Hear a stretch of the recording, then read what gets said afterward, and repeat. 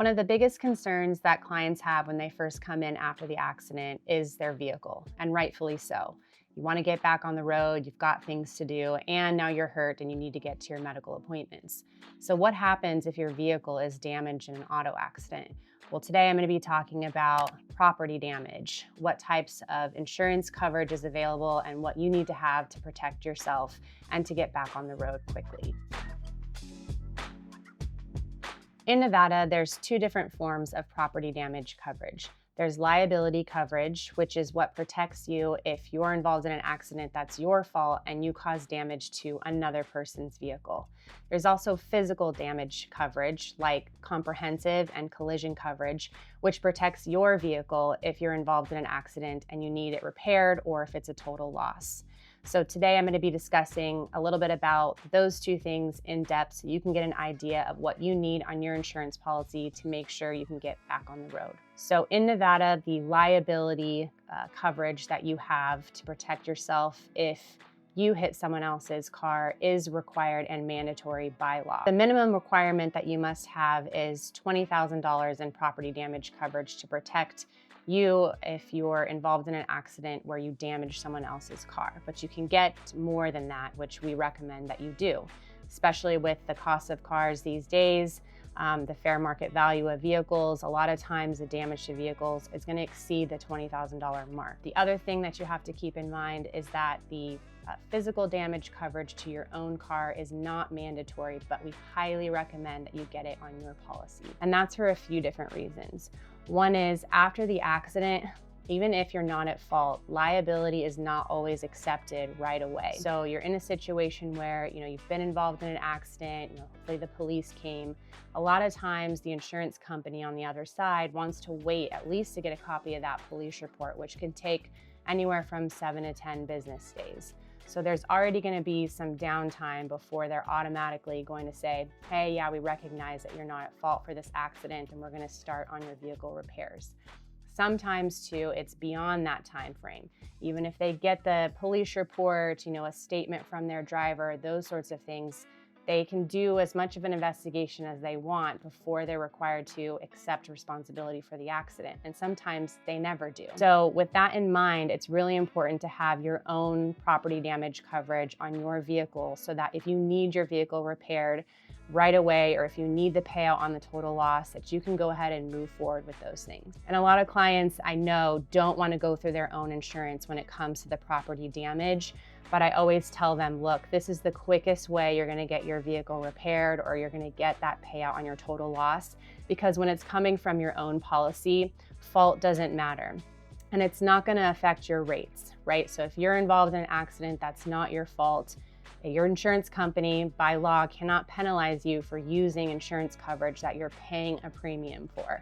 So always a great idea to make sure you have the collision coverage on your vehicle so that if we need to, we can go ahead and get you started right away with getting your vehicle looked at and inspected, getting it into a body shop, getting the repairs going, and getting you in a rental. Rental coverage is another thing to think about. So it's something that you have to add to your policy as well. And I know you might be thinking, why would I have to pay for a rental car? It's not my fault after an accident. But same sort of thing here, right? It can take time for the other side to accept responsibility for the accident. And while we're pushing them every day to make a decision and giving them all the facts they need, we can't force them to make a liability decision quickly. We can follow up, we can present the evidence, but it's really up to them as far as how quickly they accept responsibility and get working on your vehicle. Another thing that is super important when it comes to property damage is making sure you have coverage for tow-related expenses. Again, I know it's definitely the responsibility of the at-fault party's insurance company to cover those costs, but again, in situations where there's a delay, what you don't want to have happen is your vehicle sitting in any sort of tow yard for an extended amount of time.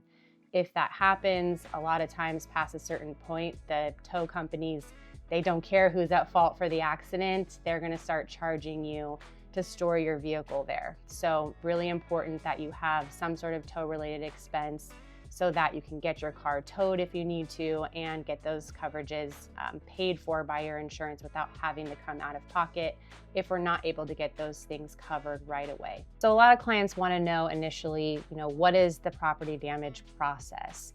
And so it comes in a couple different forms, but generally once you're involved in an accident, if your car doesn't have to be towed from the scene and you keep the vehicle with you, a lot of times insurance companies will allow you to just take pictures of the vehicle.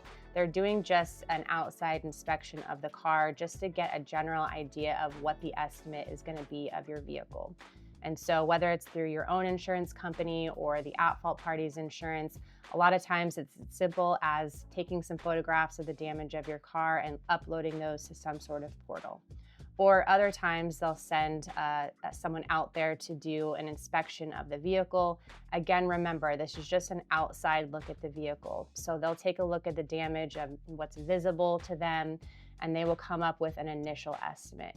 A lot of clients see that initial estimate and they think that's not right. There's no way that's so low, that my car's very damaged, or an engine light is on, or the trunk's not opening. Don't worry, they will do a more in-depth look and inspection of the car once the vehicle's at the body shop. So then what happens is, once the initial estimate is approved by the insurance company, they will start repairs on the vehicle. And when they're going through and kind of doing an in-depth look or a deep dive into the vehicle, maybe taking some things apart or looking underneath or inside the car, most of the time they will find additional damage.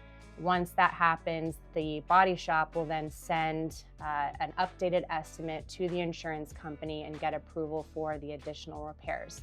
And one more thing to consider when it comes to property damage, I know a lot of clients ask, is there a certain body shop that I should take my car to get it repaired? Not necessarily. You generally can pick any body shop that you choose. We do recommend going through a body shop that's on one of the contracted provider lists for whatever insurance company is taking care of your vehicle. So as you can see, property damage coverage is extremely important. Everyone wants to get their vehicle repaired as soon as possible and back on the road. So again, you're required to have liability coverage to protect you if you're at fault for causing damage to another car, but the property damage to your own vehicle is not mandatory. However, we highly recommend that you take a look at that and get as much coverage as you can just to protect yourself so that you can get back on the road. And as always, if you have any questions regarding the property damage process or maybe your insurance coverage, please give us a call at Kaplan Law Group. We'd be happy to take a look and give you the best advice possible.